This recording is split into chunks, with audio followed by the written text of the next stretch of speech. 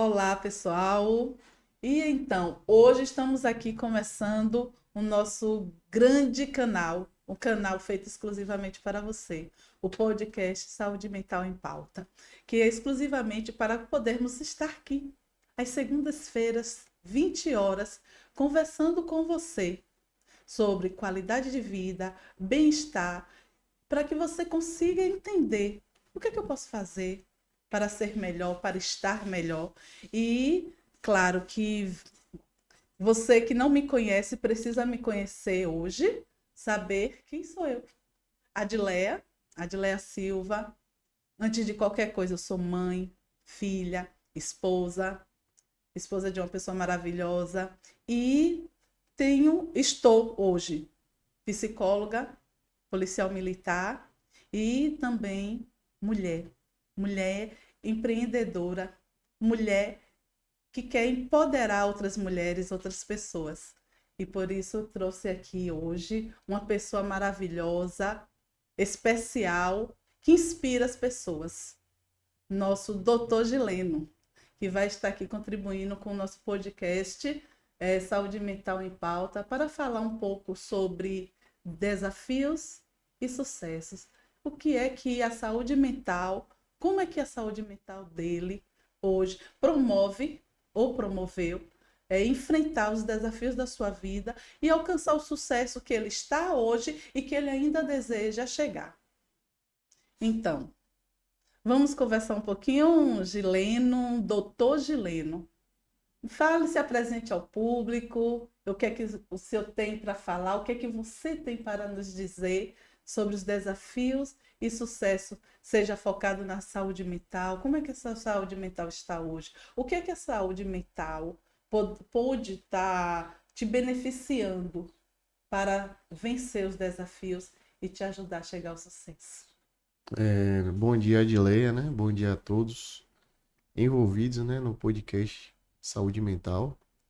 Meu nome é Gileno, tenho 39 anos, sou capitão médico da polícia, feirense, nasci e me criei no bairro Tomba.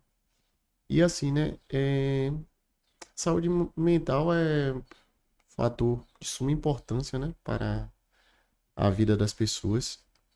Muito embora é, temos uma cultura de não priorizar, né, a saúde mental e muito pelo contrário a gente rotular os transtornos mentais e até mesmo os profissionais É verdade. de saúde mental, o que faz com que muitos casos de transtornos mentais sejam subnotificados,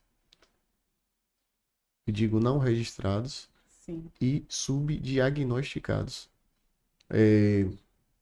A Organização Mundial de Saúde, né, ela define saúde como o bem-estar biopsicossocial do indivíduo.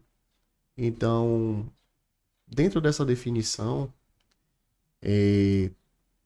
teve-se, né, se teve o entendimento de que o indivíduo, a saúde do indivíduo não seria basicamente, tão somente, na verdade, a ausência de doença, né? Que aquele indivíduo estaria envolvido dentro de um contexto e que todos aqueles fatores, né, que influenciavam o indivíduo dentro daquele contexto iria ser um fator predisponente, um fator protetor ou um fator desencadeante de qualquer desordem no organismo, né? Ou seja, tanto para a promoção da saúde quanto para o desenvolvimento de alguma patologia, seja ela orgânica ou seja ela mental. Então, eh, A a gente saúde do indivíduo estaria não só condicionada a uma disfunção orgânica, mas como todos os outros, como todos os outros sintomas, como por exemplo, uma desordem emocional, é, uma disfunção nas relações, tanto familiares quanto emocionais, uma desestrutura ou um desequilíbrio financeiro também poderia ser uma sintomática de um transtorno mental. Então, baseado nesse conceito da Organização Municipal ou da Organização Mundial de Saúde, a gente ampliou, né, a questão do conceito saúde e passou a cuidar de outras coisas que a priori não eram observadas, não eram prioridade mesmo para a promoção da saúde, como por exemplo atividade física, as questões nutricionais, sim. A questão de orientações para uma boa relação familiar e uma relação amorosa também, como por exemplo. Isso. Então E significa dizer que saúde mental ela é para além, né, o que a Organização Mundial de Saúde ela nos traz, que a saúde mental ela não é basicamente o que as pessoas, dentro de um senso comum, elas entendem que é um transtorno, tá com algum tipo de transtorno, tá com algum problema emocional. Então é para além disso, é entender que saúde mental ela vai para além, porque ela promove qualidade de vida. Quando a gente busca entender tudo isso, numa linguagem comum, é qualidade de vida, bem-estar, estar bem consigo, estar bem com o outro, entender sobre as suas relações. Quando você fala de desequilíbrio financeiro, aí a pessoa pode pensar, mas o que é que tem desequilíbrio financeiro com sim, saúde sim, sim, sim. mental? Parece que não está falando de saúde mental. E como estamos falando de saúde mental, né? Sim, Porque o sim. desequilíbrio financeiro, ele traz um primeiro desequilíbrio com a gente mesmo, com o outro. A gente se desequilibra, aquele que não está bem financeiramente, ele também não consegue estar bem em várias áreas. E aí a saúde mental, ela tem a ver com isso, porque ela quer que o outro entenda que ele precisa estar bem nas diversas áreas. Família, trabalho, não é isso? Isso. Questão física e emocional. É assim, né? Tem uma frase de Caetano Veloso que retrata bem, né? O perfil da sociedade mundial. Eu não digo nem só o perfil da sociedade brasileira, mas o perfil da sociedade mundial como um todo, que seria aqui de perto ninguém é normal. Então, assim, nós temos fatores predisponentes de transtornos mentais que seria uma epidemia dentro da nossa sociedade e que são fatores que a curto prazo não teríamos como solucionar 100%, né? Como, por exemplo, a desigualdade social, né? A desigualdade social é um fator predisponente de transtornos mentais. Violência, né? É um fator tanto predisponente como uma consequência Sim, dos sim, transtornos sim, sim. mentais. Muitas vezes eu trabalhei na unidade prisional daqui de Feira de Santana, tive a oportunidade de atender alguns presos, alguns internos, né?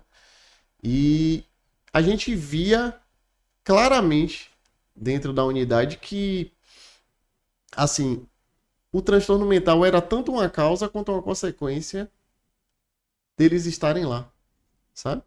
Muitos que ali cometiam algum tipo de delito tinham alguma desestrutura familiar, uma influência da desigualdade social que desencadeava um transtorno mental, fazia com que ele tivesse determinado comportamento e por conta de uma questão cultural não tenha sido diagnosticado em tempo hábil e aí estava sofrendo, não, estava pagando, né, por um ato falho ali naquela unidade prisional. Como também o internamento, a passagem, né, pela aquela unidade prisional também era um fator desencadeante, né?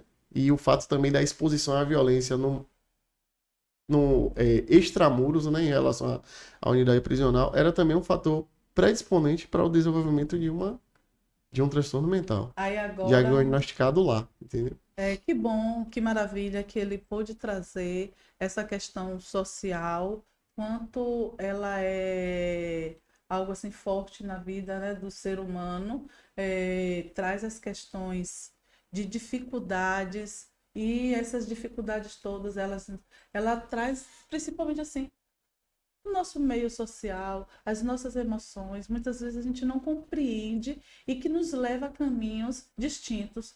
Esses caminhos eles podem ser diversos quando a gente não tem autoconsciência, quando a gente não conhece, quando a gente não tem estrutura para vencer. Então eu quero doutor Gileno, porque para mim é uma honra poder falar sobre doutor Gileno, porque eu sei um pouco da tua história de vida, das tuas dificuldades e que dessas dificuldades te levaram à superação. Fale também para esse público que um homem preto porque quando passou lá nessa sua trajetória no presídio, viu que lá nós temos assim, um número muito grande, né, das pessoas pobres, pretas. Parece que existe se a gente for fazer essa porcentagem real de pesquisa, a gente vai perceber que a maioria que estão lá são pobres e pretos.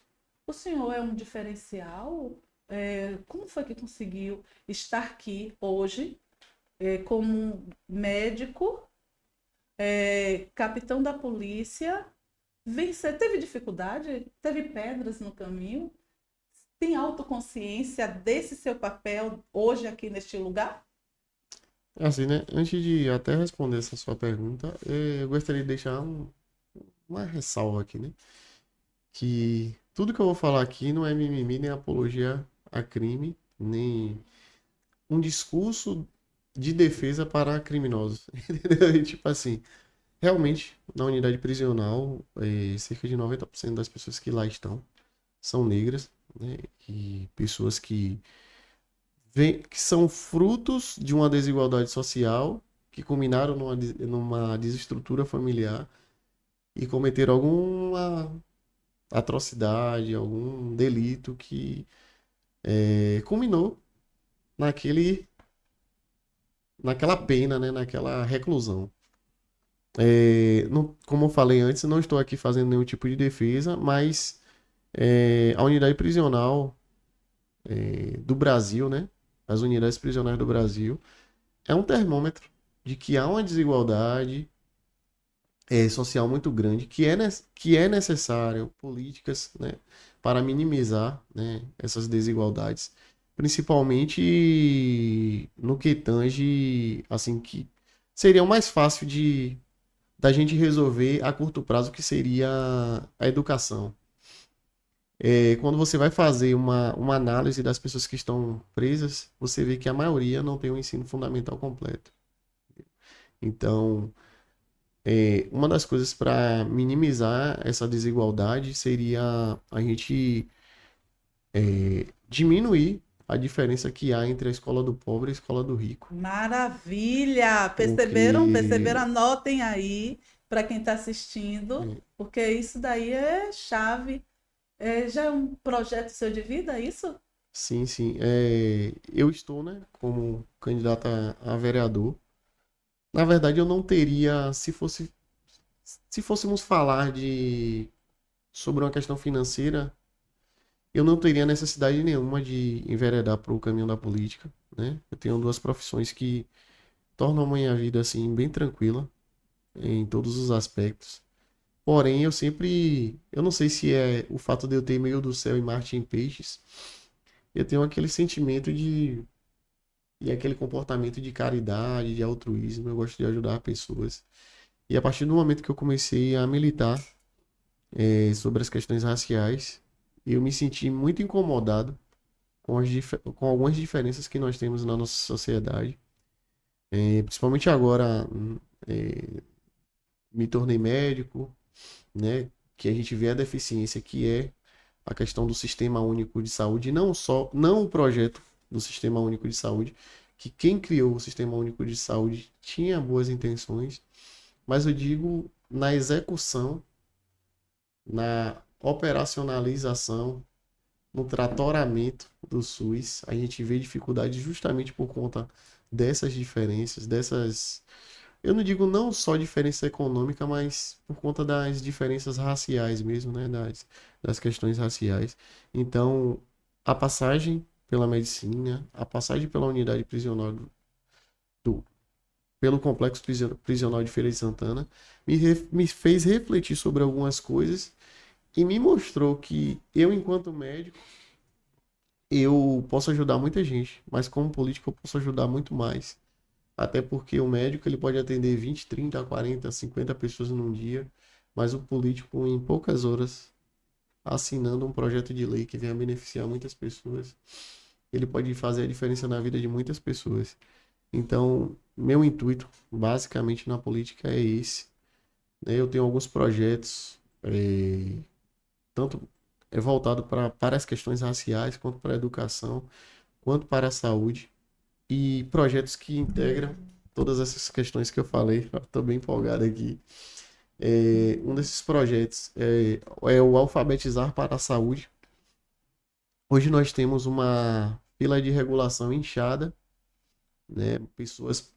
Teve pessoas mesmo que eu fiz acompanhamento que passaram 15 dias para serem reguladas para uma unidade de alta complexidade, justamente tão somente para ter uma avaliação com um vascular, pessoa com pé diabético. Eu estou com um caso de um paciente que eu estou acompanhando que está há 6 meses lutando para fazer uma colonoscopia, né, em nível municipal. E outras questões relacionadas à fila de regulação. Uma coisa também que me incomoda muito é a demanda de atendimento nas unidades de média complexidade, como UPA e policlínica. Já tive a oportunidade de trabalhar em PSF, unidades básicas de saúde, policlínica, UPA, hospital municipal, hospital estadual. A disfunção também do PSF é algo que me incomoda muito. Então, assim, muita coisa é estrutural, está relacionada à questão de uma má gestão pública, mas muita coisa também está relacionada à educação.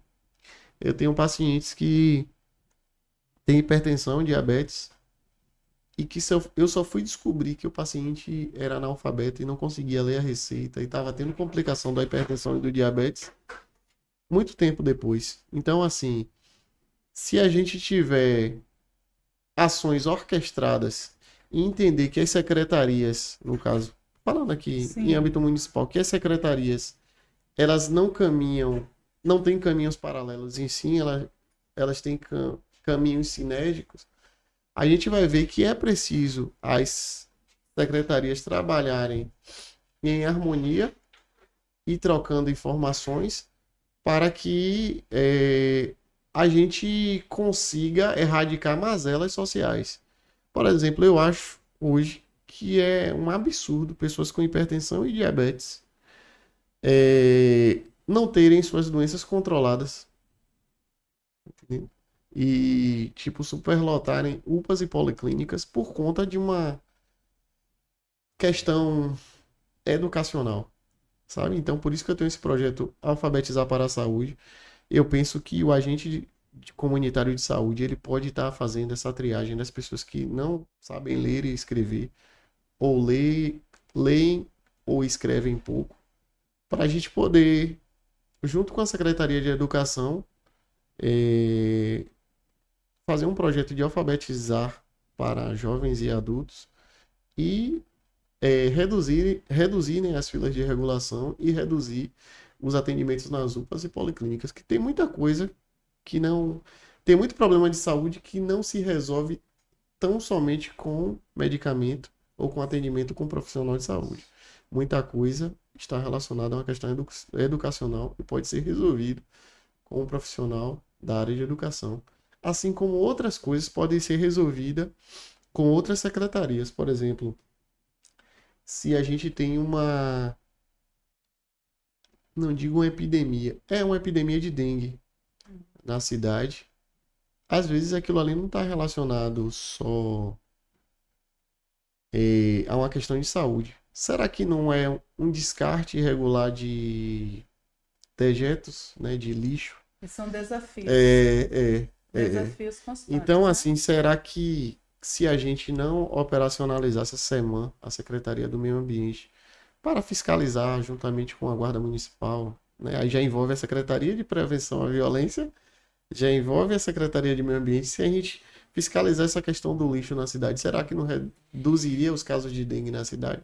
Então, assim, meu projeto como vereador um dos projetos é melhorar de fato e fazer as pessoas entenderem, não a população, só a população, mas principalmente os funcionários públicos, o prefeito, né, o presidente da Câmara, os outros colegas da bancada de vereadores, entender que é necessário que as secretarias elas caminhem juntas e que caminhem a harmonia e que discuta determinadas mazelas, determinados problemas sociais em conjunto para resolver em conjunto. Perfeito. Né? E a gente percebe que a partir dessa fala de Leno, a gente percebe que ele tem um cuidado todo especial com um coletivo. Ele não está falando aqui de uma pessoa, não está falando dele, está falando de uma preocupação que hoje está geral no mundo. As pessoas elas não têm consciência, na verdade, do seu papel. A autoridade maior que deveria se preocupar, talvez de uma maneira mais direta com tudo isso, não se preocupa e acaba não promovendo nas pessoas qualidade de vida. Não promove qualidade de vida, as pessoas não têm consciência, não têm autoconsciência do que quer, do que pode e da onde pode chegar. Quando a pessoa tem, quando eu falo assim, a questão da pressão alta, da diabetes, isso hoje, cada casa, cada pessoa, com certeza você que está aqui nos ouvindo, tem alguém perto de você que tem um diagnóstico de pressão alta, que tem um diagnóstico de diabetes. Há pouco tempo mesmo, uma tia minha, ela foi a óbito porque ela teve pressão alta, que culminou em um AVC, ela também tinha diabetes, que culminou na questão de amputação da sua perna, e tudo isso porque simplesmente ela não tinha qualidade de vida, não tinha consciência das sequelas que uma pressão alta, que diabetes, que parece que hoje é comum.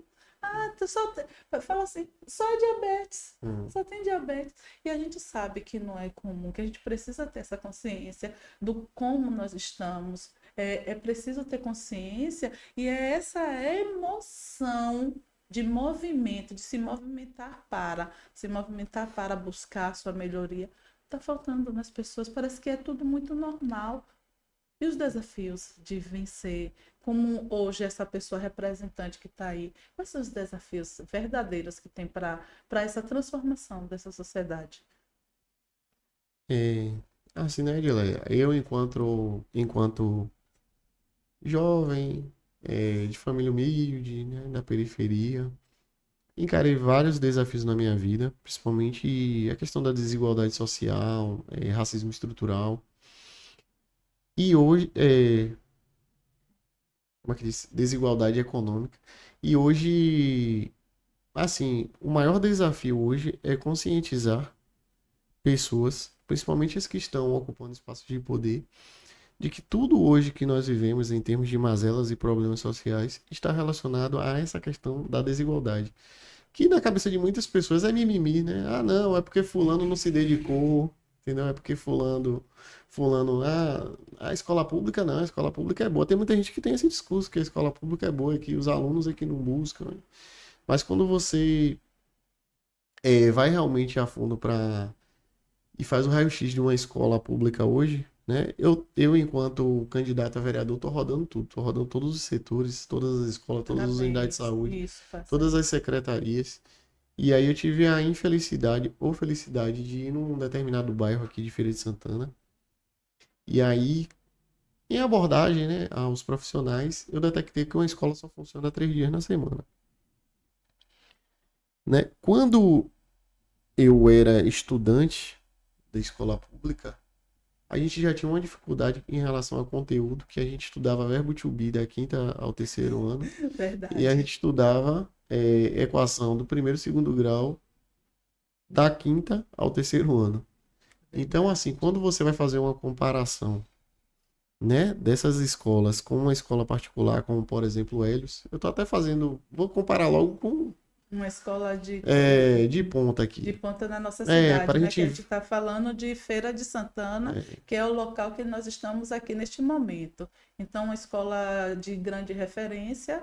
Sabemos que Feira tem grandes escolas particulares de referência, temos ótimas escolas públicas, mas nós sabemos que a diferença é altamente assim, Gritante, né? significativa. Isso. Aí quando a gente vai comparar, por exemplo, uma escola dessa que só tem aula 3 dias na semana, que o pessoal vê verbo to be da quinta ao terceiro ano, com um aluno do Helios que sai falando inglês e espanhol e já tive a oportunidade de presenciar alunos que teve a oportunidade de ir para a Alemanha para voltar falando alemão. Então, assim, isso vai refletir lá na frente no mercado de trabalho. Se você é empresário, você vai deixar de contratar uma pessoa que fala inglês, espanhol e alemão para contratar uma pessoa que malmente sabe falar, sabe o verbo to be. Então, assim, é o que eu falei, né?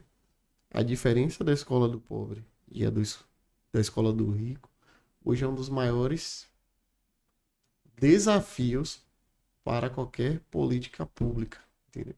Porque isso vai refletir na desigualdade socioeconômica lá na frente da vida adulta e vai ser o resultado de todas as mazelas que nós estamos vivendo hoje, aumento da violência, aumento do suicídio, porque uma pessoa com a desestrutura financeira e não ter oportunidade de trabalho são fatores predisponentes para o suicídio que aumentou em 6% na população brasileira em 2023, né? É, então é isso. O maior desafio hoje é primeiro conscientizar as pessoas de que saúde, como eu falei, no conceito da organização municipal, é algo multifatorial que envolve muitos aspectos econômico, qualidade de vida, como você falou, tanto nutricional, quanto essa questão de praticar atividade física, quanto as questões orgânicas, né? Como nós já tínhamos mencionado, e que diversos fatores sociais estão relacionados à saúde, né? Como eu já citei vários aqui, eu vou citar mais um, por exemplo. Eu tinha falado anteriormente que violência é um fator predisponente para o desenvolvimento de uma saúde mental. Uma pessoa que sofreu violência, ela vai desenvolver um transtorno de pânico, ela vai desenvolver uma depressão. Então, se a gente for analisar isso de maneira macro e minuciosa, por exemplo, uma pessoa que sofreu violência, o que é que está relacionado ali, por exemplo, uma pessoa que foi assaltada no ponto de ônibus? Aí a gente vai analisar, por exemplo, aquele ponto de ônibus é iluminado, a Matagal, próximo àquele ponto de ônibus, é um local deserto, então assim, existem algumas coisas que influenciam na violência e que indiretamente vai influenciar na saúde mental. Eu estava lendo um artigo, né, sobre iluminação e saúde pública, né, da Universidade de Nova York. E aí lá falava que um local bem iluminado, ele reduz mais de 20% dos índices de criminalidade. Então, assim, uma coisa que aparentemente parece não ter relação nenhuma com a saúde mental, mas em uma iluminação pública, sabe? Um local com baixa iluminação ou sem iluminação, a gente sabe que aumenta as possibilidades de acometimento de crime, né, de delito, porque vai meio que esconder a identidade do criminoso, então ele vai se sentir mais encorajado, né, a cometer aquele delito, e também vai aumentar o fator surpresa do agressor, do criminoso em relação à vítima. Então, assim, algo que parece que não tem relação nenhuma com a saúde mental, mas que indiretamente tem. E vamos promover aí nessa história aí o medo. Isso, o medo. O medo das pessoas. Isso, o medo. E também, assim, um local iluminado vai aumentar, como é que diz? A possibilidade da vida noturna. Vai influenciar na vida noturna das pessoas. Então, por exemplo, a pessoa que trabalha o dia todo, se ele mora num local que não tem uma iluminação adequada, ele não vai querer fazer uma atividade física, ele não tem tempo o dia todo de fazer atividade física. Mas se ele mora num local bem iluminado, ele não, vou fazer uma caminhada Eu trabalho até 6 horas da noite, chega ali, ó, 6h30, 7 horas, vou botar meu tênis, vou fazer uma caminhada, vou Sim, sim. fazer, sei lá, qualquer tipo de atividade física, vou praticar uma corrida, sei lá, vou fazer uma barra aqui na praça, se ela for bem iluminada, se tiver, né, aparelhos para. Então, assim, é algo que parece que não tem relação nenhuma com a saúde mental, mas que tem, Tem, entendeu? sim. E Então, promove assim, e qualidade de promove a vida. qualidade de vida. Então, Promove a assim, qualidade de é uma vida. prova, conforme o conceito da Organização Mundial de Mundial de Saúde. Saúde, de que saúde é proporcionar, é multifatorial, na verdade, é multifatorial. Existem vários fatores que vai conceituar a saúde, né? Exatamente. E eu quero deixar aqui, claro, uma coisa que Dileno falou sobre a diferença das escolas, a escola pública da escola particular, do fácil acesso que um aluno de uma escola particular ela tem quando ela recebe toda uma estrutura e as dificuldades que um aluno de escola pública ele tem. E eu quero dizer para você, adolescente, para você, pai, para você, mãe, que assim, sabemos quão difícil é para aqueles que não têm como pagar uma escola de alta qualidade para seus filhos, mas a gente pode dizer, como é que eu posso fazer diferente? Não é? Como é que eu posso vencer essa dificuldade? Porque a gente sabe que a escola pública ela tá Defasado. defasada, ela está sendo muitas vezes negligenciada. E o adolescente que está lá, ele vai se sentir como? Ele vai se sentir inferior, ele vai achar que ele não consegue alcançar ser médico, porque na escola dele só tem aula 3 dias, 3 vezes na semana. Mas aí a gente vem pensar, o que que eu posso fazer diante disso? Você acredite em você, você comece a lutar primeiro com ter consciência do seu papel hoje nessa sociedade, dizer que educação é um direito de todos. Lute por isso, lute por pessoas que você sabe que vai lutar pela educação e lute primeiramente por você. Acredite, olhe assim e pense, o que eu quero para minha vida? Você pequeno que está aqui nos ouvindo, mas que já acredita assim, eu quero ser médico quando eu crescer. Mas será que estudando em escola pública eu vou conseguir? Vai, porque é por isso que está aqui uma pessoa que conseguiu vencer, que tinha todos esses desafios, mas foi muito autodidata, não foi? Conseguiu estudar, e a gente sabe que o caminho da transformação é o estudo. E esse caminho ele passa e perpassa pela autoconsciência. A gente precisa saber aonde a gente quer chegar. A gente precisa ter consciência disso. Mãe, não terceirize seu filho.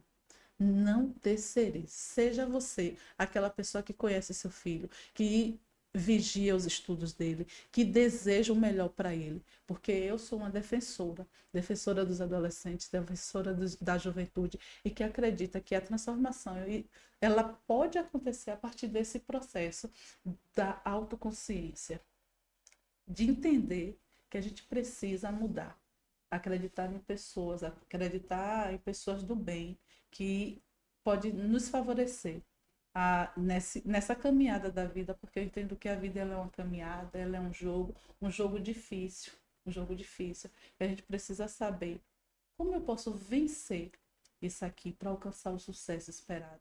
E eu quero que o senhor traga aqui para a gente, traga para essa juventude que está nos assistindo, que não tem um acesso fácil como outras pessoas que estudam em uma escola particular de alta qualidade, adolescentes que estão hoje, que te viram no Luciano Huck e que acreditam a partir da pessoa que você se tornou e dizer assim, poxa, ele é uma inspiração para mim.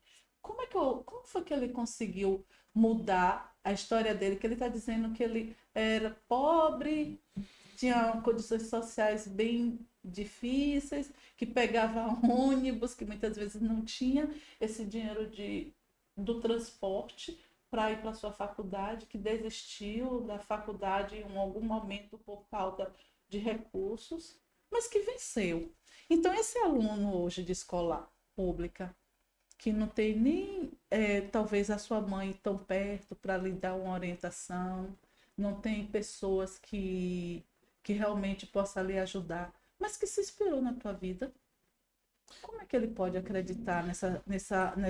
Quais são fábulas, assim? Eu quero agora que traga, assim, tipo, aquele remédio, mas esse é um remédio emocional do segredo, da transformação ou de uma tentativa de sucesso. Como é que eu posso alcançar isso? Assim, né? Eu costumo dizer que a fórmula do sucesso são três, né? Tem três coisas. Anotem, corre, peguem papel, caneta, porque ele vai trazer aqui É, três fórmulas que deu certo na vida são dele. três coisas. É um tripé de coisas que faz com que a pessoa tenha sucesso, né? Vou Na vida. anotar, viu? É, Vamos. primeiro você tem que ter uma fé em algo superior, né? Muito bom. Porque tem coisas na vida da gente que são inexplicáveis e que se a gente não acreditar que existe um ser superior, né, que rege toda a nossa vida, né, aqui na Terra, fica difícil você tentar buscar respostas para para muitos questionamentos, né? Então, assim, você tendo fé no que, no que quer que seja, você buscar uma religião, não precisa necessariamente buscar uma religião, mas você ter fé em qualquer ser superior é o primeiro passo.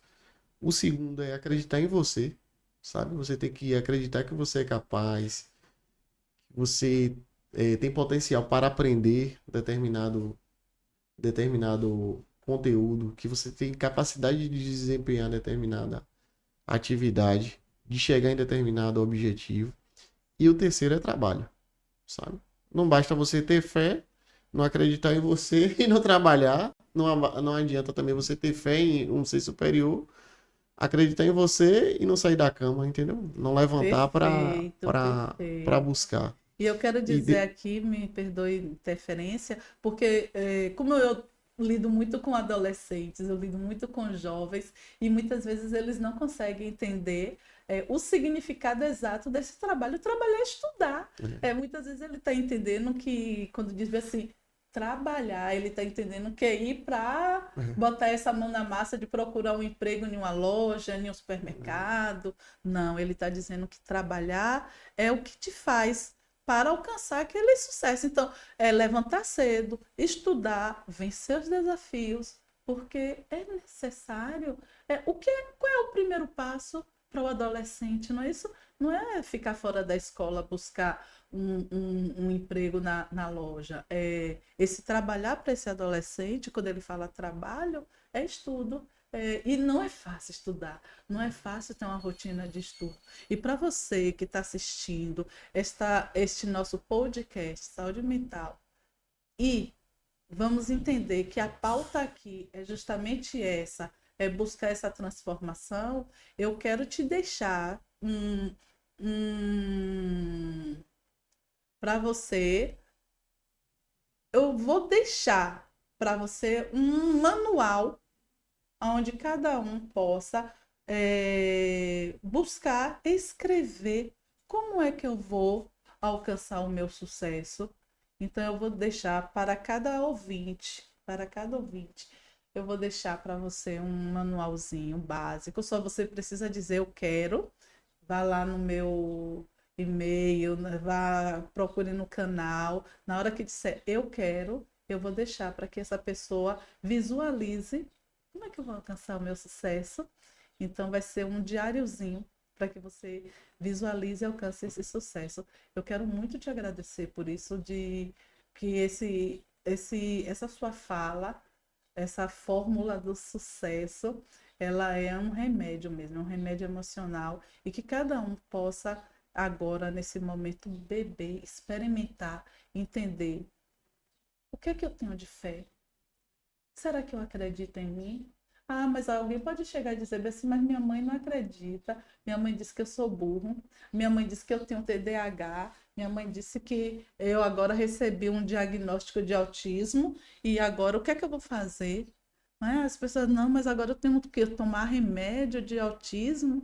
Parece que as pessoas, além de não terem muita consciência de palavras que machucam, de dizer que você não vai ser nada, minha mãe não acredita. Um diagnóstico parece que Muda você, o ser humano. Será que um diagnóstico ele é o suficiente para te limitar em uma capacidade? Porque a gente tem histórias aí de pessoas, né, que tem tantos diagnósticos. Nós temos exemplos grandiosos de Famosos, né? famosos. Por exemplo, o Messi tem um transtorno leve de autismo, né? Tem a Albert Einstein, síndrome de Asperger. Então, assim, Messi foi o melhor jogador do mundo várias vezes. Então, assim, o transtorno mental não limita ninguém, entendeu? então um diagnóstico ele limita? Não. Entenda, um diagnóstico ele não te limita, não te diz que você pode ser ou não ser, e vai depender do que falou aqui. Fé, acreditar em si e esse trabalho. No caso do trabalho, né, dos jovens, como você já pontuou bem, é a situação de buscar conteúdo, né, além do que é passado nas escolas públicas. Hoje a gente tem uma facilidade que, na nossa época, com certeza, de a gente não tinha, que era a questão da internet. Né? Hoje a pessoa pega um celular aqui, né, eu quero, sei lá, estudar aqui sobre a Revolução da Alemanha. Aí você abre aqui, joga no Google, e aí você tem vários artigos, né? Você tem várias fontes de informação. Se você não quiser ler, você bota no YouTube aqui, você vai ter alguém com alguma videoaula, com algum conteúdo interessante que vai acrescentar de alguma maneira assim na sua vida. Coisa que na nossa época a gente tinha que vir na biblioteca municipal, porque não tinha nem condição de comprar livro. E faço um adendo que a biblioteca municipal, ele está fazendo 191 anos, e a biblioteca municipal está fechada há 6, entendeu? Que foi um palco de sucesso, de trabalho e sucesso de muitas pessoas de Feira e região. A Biblioteca Municipal de Feira, ela já foi realmente um grande palco para a gente que é dessa época e que ia para lá para fazer buscar essas fórmulas, Beber do né? conhecimento. Beber desse conhecimento. A gente já está quase encerrando. E como nós estamos quase encerrando, eu quero deixar aqui algumas perguntinhas do meu livro, Florescer. É um livro de minha coautoria, para quem gosta de fazer palestras, entrevistas, as escolas, nas reuniões de pais, pais e mestres, professores, que muitas vezes não imagina como é que vai perguntar. Eu vou aproveitar aqui minha cartinha para te trazer uma pergunta do meu livro Florescer. Considera-se responsável pelas escolhas que fez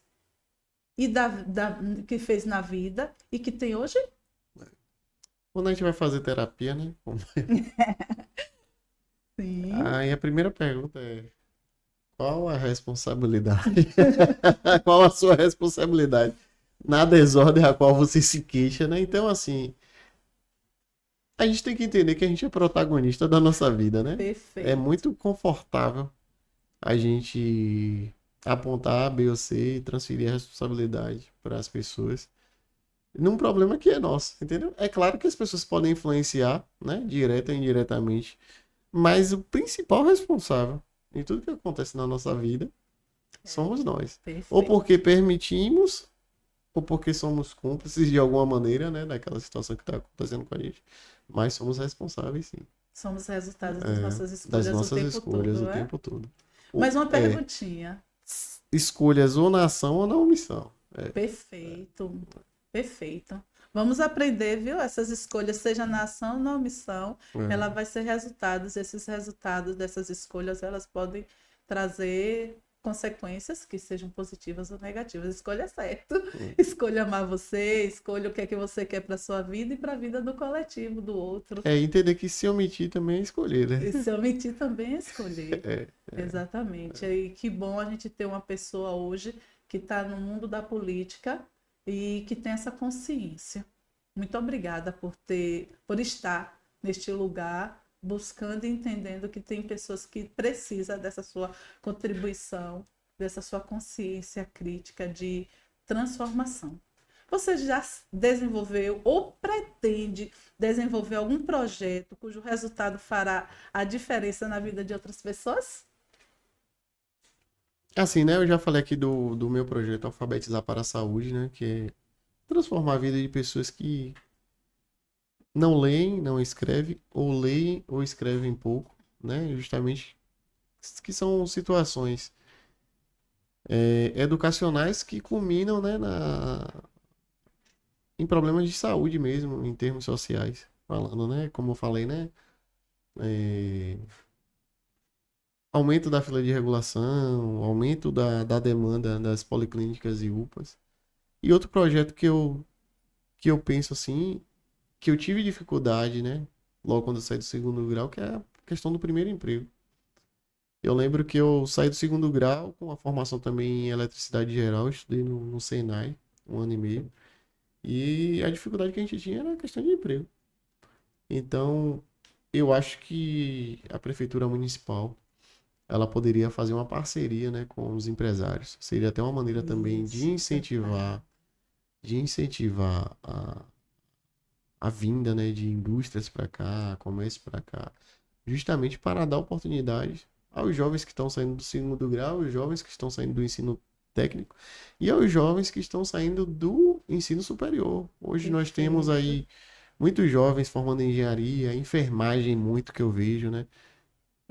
Sem oportunidade de emprego. Tem gente que forma, passa 2, 3, 4, 5 anos, a vida toda sem a primeira Sem essa primeira oportunidade. A primeira oportunidade. oportunidade. E aí quando a gente vai e caminha pelo Centro Industrial Subaí, a gente vê, né, indústria, como é que, a gente vê na verdade um cemitério econômico ali. A gente vê muitas indústrias É. falidas, muitos prédios Lamentável. abandonados, coisas que eu cheguei a alcançar, né, uma vida muito ativa do CIS. Eu lembro que eu era criança, meu pai trabalhou em muitas empresas ali do CIS, e que a gente não é nem que não compreende, a gente não aceita, né? Uma cidade como Feira de Santana, a 35ª cidade do país, a segunda cidade do estado, é, com uma área como o CIS abandonada, né? Muitas empresas abandonadas e um cemitério de sonhos, um cemitério econômico, principalmente para a cidade.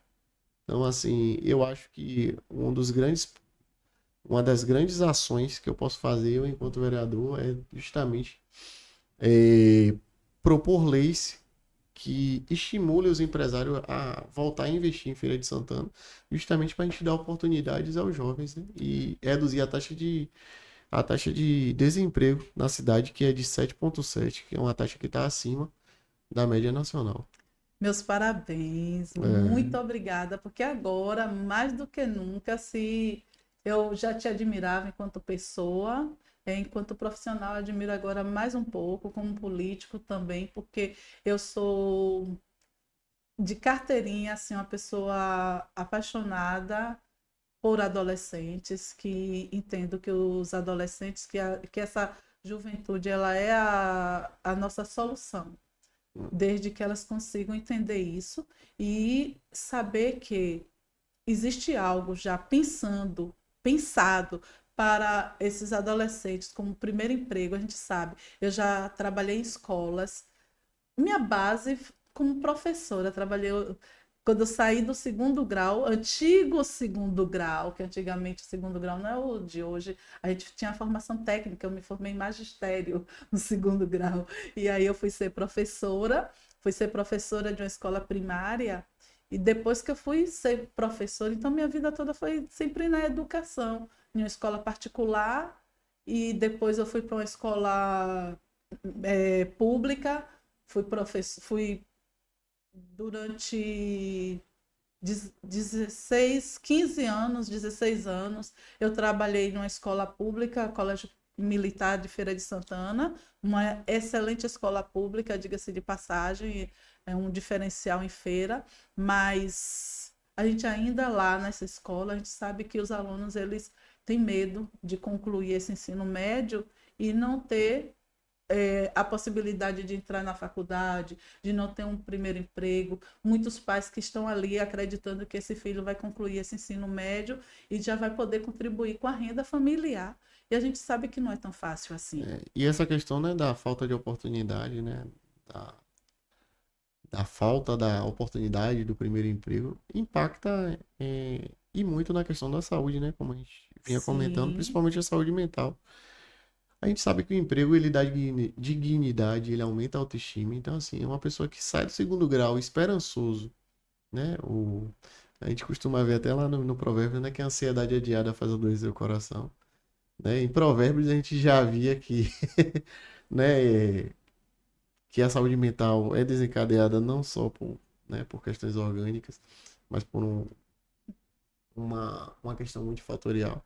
Então, assim, o paciente, ó, o estudante, ele sai ali da escola, cheio de expectativas, cheio de sonhos, e aí ele se depara com essa falta de oportunidade, então é claro que vai baixar a autoestima, vai fazer com que ele não se sinta digno, ele não se sinta cidadão, e a gente vê isso até no reflexo das estatísticas das eleições, que a maioria das pessoas que se abstém de votar, que tem um título e não vai votar e que prefere até pagar multa, ou que vota em branco, ou que vota nulo, são jovens de 19 a 25 anos. Então, assim, é uma pessoa que ela não se sente parte, ela não se sente cidadã. Então, para que eu vou exercer minha cidadania nesse exatamente. período eleitoral se eu não, para os políticos eu não sou encarado como cidadão, entendeu? Exatamente. Então, Se decepciona, se né? decepciona. Se decepciona muito Então essa questão do fácil. primeiro emprego, ela impacta em muita coisa, né? Impacta na saúde mental, ela vai impactar na violência, porque nem todos têm a personalidade forte e a educação doméstica adequada para não seguir para um caminho paralelo, né? Para desviar a conduta, né? Então, assim, essa questão da falta da oportunidade vai implicar na aumento da violência, vai aumentar nos casos de saúde, nos casos de transtornos mentais. E também vai impactar numa questão política, numa crise política. Porque se eu não me sinto cidadão, eu vou deixar de votar e eu vou dar oportunidade aos maus políticos a se perpetuarem no poder. Então é uma coisa que está É assim, um ciclo, é um né? círculo vicioso, Vicioso, vicioso, perigoso. perigoso, e para os maus políticos isso é ótimo, né? E que precisa muito É, de para essa mudança, é. para que isso não aconteça, essa pessoa que não tem essa oportunidade, que não consegue entender que existem outras portas a serem Aham. abertas, que eu preciso buscar esse conhecimento de maneira positiva, é entender que aquilo que está me aflorando, aquele medo, aquela minha necessidade primária de manter a minha família, de levar a comida para casa, eu preciso, de alguma forma, mudar. Aí na psicologia, a gente fala muito sobre resiliência. É, vencer aquele desafio a partir do espírito de resiliência, de olhar e pensar, poxa, se Gileno conseguiu, eu Pronto. posso conseguir. Se ele conseguiu vencer esse obstáculo, eu posso. Se a Adileia, que também eu aqui estou aqui falando com você do mesmo jeito que ele, de uma família humilde, que sofreu todos os preconceitos, que antigamente os bullies não existia lei de proteção contra bullying, eu sofri muito bullying, mas eu tive muito e não sabia nem o que era essa palavra, resiliência, vencer esses desafios e acreditar em si e dizer assim, eu vou conseguir. Então, diante de entender tudo isso, a gente sabe que os desafios eles não são fáceis, que todo mundo, quando não tem na nossa cidade as questões políticas que vêm a favorecer a nossa sociedade, como esse exemplo foi muito perfeito, um exemplo muito simples da questão de um poste, de uma energia em um bairro que favorece a tantas questões como a questão da pessoa não ter qualidade de vida e favorecer a violência. Poxa, aí dá para pensar assim, como é que um poste, uma falta de energia, ela vai trazer tudo isso e o que é que acontece? É tão simples poder E fazer outra, viu, isso. ainda voltando nessa questão da iluminação, rapidinho, que a gente já tá terminando o podcast, mas assim, rapidinho, só para fazer um adendo de uma coisa que eu tinha até esquecido. Por exemplo, né, eu falei que a falta de iluminação aí implicaria na questão da violência, porque o marginal ele iria se sentir encorajado, né? Por uma questão de ocultação da sua identidade, dificuldade, né, de identificação dele e da questão do efeito surpresa do marginal. Falei também da questão da saúde, porque a pessoa vai ter uma vida noturna ativa, então a pessoa que trabalha o dia todo vai poder praticar uma atividade Sim, física. sim. Mas tem outra coisa também. Vai implicar também na melhoria dos índices econômicos ali daquela localidade. Porque assim, se eu tenho um local mal iluminado, dona fulana ali que vende cachorro quente, ela não vai se sentir segura para vender o cachorro quente dela, né? Verdade. Seu fulano que vende pipoca, ele, ele não vai se sentir seguro também. Então, um local iluminado vai melhorar os índices de saúde, porque as pessoas vão praticar atividade física, não vão ficar com medo, né? Não vão desenvolver síndrome do pânico. Vai reduzir os índices de violência, vai melhorar os índices de segurança pública daquela localidade. E também vai melhorar os índices econômicos, porque a economia vai ser movimentada ali durante a noite, entendeu? É Vai ter uma verdade. circulação de capital. E nós que somos baianos apaixonados por A acarajé, acarajé a moça também, da ela acarajé, não ela vai. não vai estar ali. Se não tiver bem iluminado. E aí a gente É, vê é, quantos prejuízos uma simples uma ação simples ação. ela deixa É. de. Ela Aí, acaba favorecendo, é né? isso aí, você vê que uma inoperância de uma secretaria ligada à zeladoria, né? No caso, a Secretaria de Serviços Públicos, né? Eu digo zeladoria, quando eu falo zeladoria, eu digo serviços de iluminação, de redução do matagal, de pavimentação, né? Então, uma simples inoperância de uma Secretaria de Serviços Públicos pode impactar em problemas para a saúde, ou para a Secretaria de Saúde, para a Secretaria de Prevenção à Violência e para a Secretaria de Desenvolvimento Econômico. Entendeu? Olha Imagine, como tá tudo interligado, né? imagine.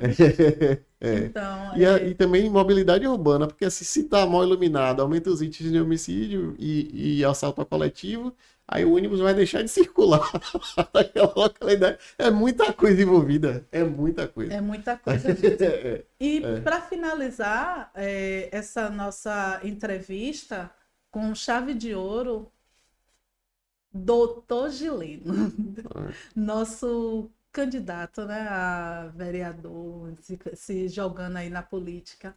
Aí tem uma pergunta aqui que é maravilhosa, eu gosto muito dessa pergunta.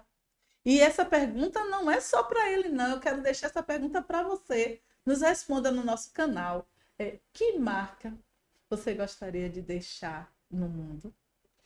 Assim, né? A marca que eu queria deixar no mundo, não só a fórmula para o sucesso, né? Que é algo que eu venho replicando em muitas das entrevistas que eu tenho dado, mas que a educação mesmo, deixar, assim, é algo clichê, mas eu queria deixar bem no subconsciente, no consciente das pessoas, no subconsciente, no consciente, e que a educação é a virada de chave, é a chave Perfeito. para abrir todas as portas, entendeu? Parabéns. Eu citei aqui, né, que a educação está relacionada à saúde, tá relacionada aos índices de crime, de segurança pública, né, é relacionada aos índices de criminalidade, né, a falta de oportunidade de educação e a várias outras coisas. E assim, se a gente priorizasse a educação, a gente teria eh, poucas, poucas mazelas sociais e problemas sociais que nós temos hoje. Eu tive a oportunidade de ir para Cuba agora em fevereiro. Não estou aqui defendendo um regime ditatorial, mas eu estou falando de país e de índices. E aí, para minha sorte, né, na minha visita a Cuba, estava acontecendo a Feira Internacional do Livro em Havana e tinha representação de algumas nacionalidades. Dentre elas, o Brasil. Eu tive a oportunidade de conhecer pessoas do Ministério das Relações Exteriores lá e Que pessoas do show. Ministério da Educação. Tive a oportunidade de conversar com eles. E rodando lá pela feira, né? Também eu, como um bom leitor, aproveitei para dar uma repaginada na minha biblioteca. E aí comprei muitos livros lá. Não pude trazer mais porque tem a questão do peso, né? Sim, sim. No aeroporto, que aí você tem que pagar excesso de bagagem e tal, aquela coisa toda.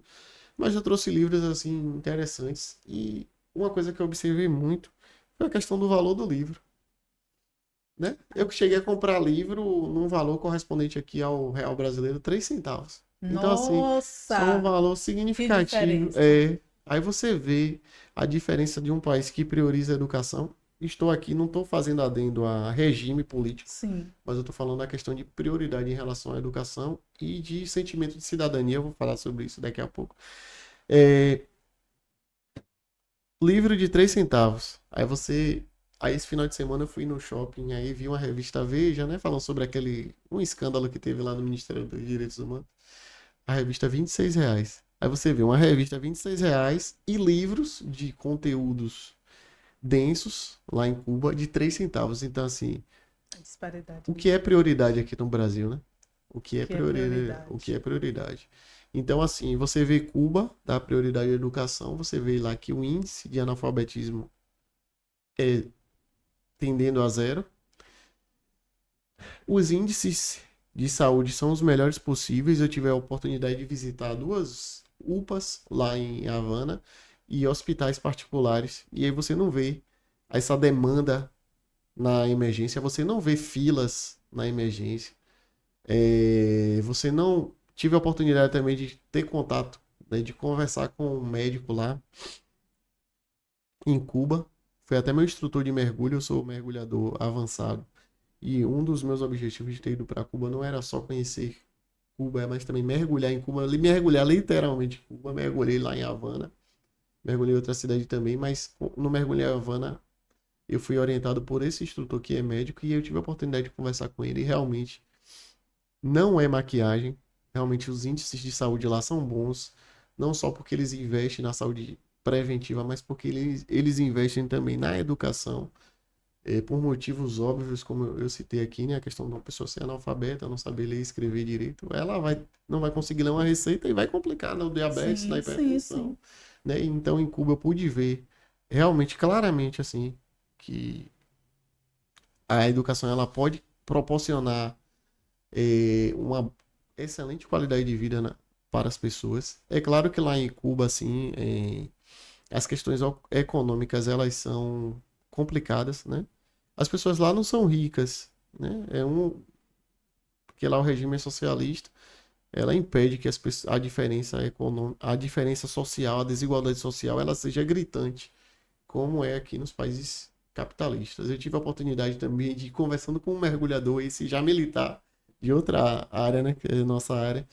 E ele falando que ele foi para a guerra de Angola e ele ficou abismado. Ele, Gileno, lá a diferença é muito grande, tem pessoas muito ricas e pessoas muito pobres. Assim, ele achou assim, ele ficou abismado. Então, assim, Cuba é a prova de que a desigualdade social, né, quando a gente fala na questão econômica, na questão racial, na questão educacional, que tudo isso vai favorecer as mazelas que nós temos, entendeu? Então, assim, a viagem para lá foi libertadora para mim, né? Fez com que eu amadurecesse politicamente a minha maneira de pensar. É por isso que eu tô vindo com todos esses conteúdos Caminhos, também, é depois de ter isso. bebido de Cuba, de ter Aham. livros relacionados, né, à política de Cuba.